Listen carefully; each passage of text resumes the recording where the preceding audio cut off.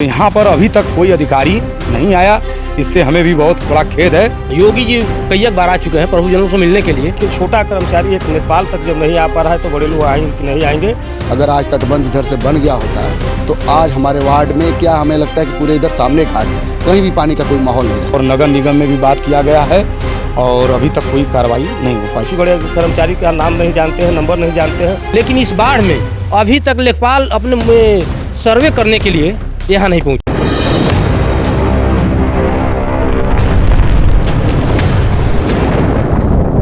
हमारा नाम राम सिंह, पार्षद श्री गोवर्धनपुर, वार्ड नंबर 23। ये अपना घर आश्रम है और यहाँ पर हमारे महाराज जी और बड़े बड़े लोग भी आए हैं और डॉक्टर साहब निरंजन जी भी बहुत बड़ा योगदान करते हैं सारे लोगों को।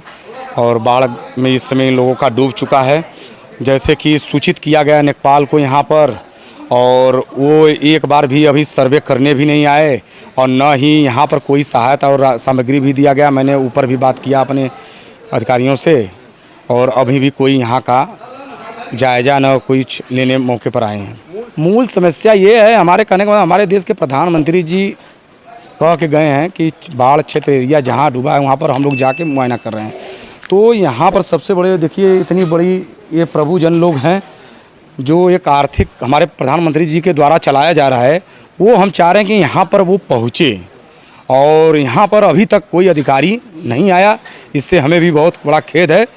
और मैं इससे कल आज जा रहा हूँ, मेयर साहब से भी बात कर रहा हूँ और विधायक जी से भी बात किया हूँ।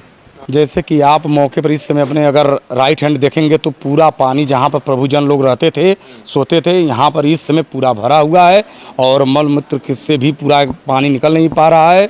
और नगर निगम में भी बात किया गया है और अभी तक कोई कार्रवाई नहीं हो पाई है। तलेंद्र सिंह, यही बगल में मकान है मेरा।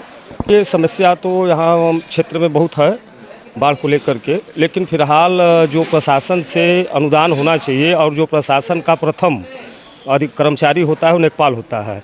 हम खुद कई बार नेपाल को टेलीफोन किए, अभी तक हम लोगों का चूँकि किसी बड़े अधिकारी का नंबर और नाम तो नहीं है, लेकिन नेपाल क्षेत्रीय नेपाल को, लेकिन यहाँ कोई अभी घूमने नहीं आया और न देखने के लिए आया। यहाँ प्रभुजन लोग हैं, डॉक्टर साहब डॉक्टर निरंजन जी का ये चला रहे हैं। यहाँ महाराज जी भी आए हैं, कई मंत्री लोग भी आए हैं और लोग भी अपना सेवा करते हैं। हम लोग भी चाहते हैं कि कुछ सेवा किया जाए, लेकिन यहाँ पर आज इस प्रभुजन के लिए कुछ सरकार को भी और यहाँ के कर्मचारी अधिकारी को भी आना चाहिए। लेकिन छोटा कर्मचारी एक नेपाल तक जब नहीं आ पा रहा है तो बड़े लोग आएंगे कि नहीं आएंगे, इस विषय में हम नहीं कर पाए। इन लोगों को जितना भी संभवतः मदद होना चाहिए, दवा हो चाहे भोजन की व्यवस्था हो, इस ट्रस्ट को सबको मिलजुल करके करना चाहिए, चाहे वो सरकार की तरफ से हो या किसी जनप्रतिनिधि की तरफ से हो। शिफ्ट करने की तो मान लीजिए अभी नहीं नौबत है, मेरे डॉक्टर साहब निरंजन जी इतना व्यवस्था भी कर रहे हैं, लेकिन सरकार भी इसमें योगदान करे। और कोई कर्मचारी हम आपसे तो कह ही रहे हैं कि बड़ा कर्मचारी हम लोग तो किसी बड़े कर्मचारी का नाम नहीं जानते हैं, नंबर नहीं जानते हैं, लेकिन लोकल जो क्षेत्रीय नेपाल वगैरह होते हैं हम लोग आशा करते हैं कि वो आएँ, व्यवस्था को देखें।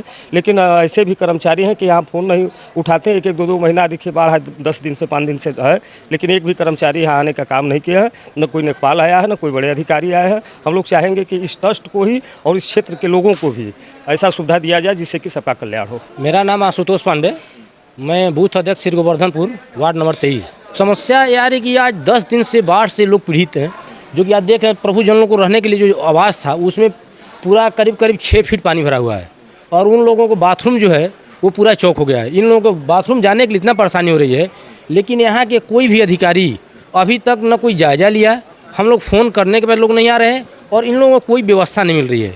तो इसमें हमारे माननीय मुख्यमंत्री योगी जी कई बार आ चुके हैं प्रभुजनों से मिलने के लिए और इस संस्था को संस्थापक जो हैं डॉक्टर के निरंजन जी, वो अपने तरफ से बहुत व्यवस्था करके रखे हैं, लेकिन गवर्नमेंट की तरफ से कोई व्यवस्था नहीं मिल रही है। तो हम लोग इसके लिए बहुत दुख की बात है कि हम लोग यहाँ के लोकल प्रतिनिधि हैं और हमारे पार्षद जी भी हैं, ये अभी हर एक जगह लगे रहते हैं कि किसी प्रकार की मेरी जनता को दिक्कत न हो।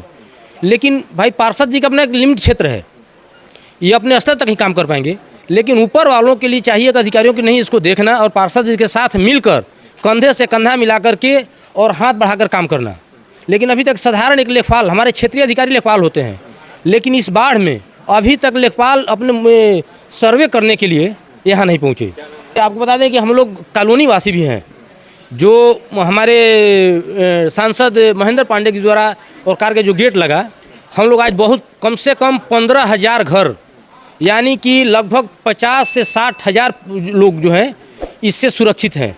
नहीं तो वो नहीं होता तो इस बाढ़ से इतने लोग प्रभावित होते। हम यही कहते हैं कि लोग ऊपर संज्ञान लें और थोड़ा सा ये प्रभु जन है जो कि ये अनाथ आश्रम है, इनका कोई नहीं है।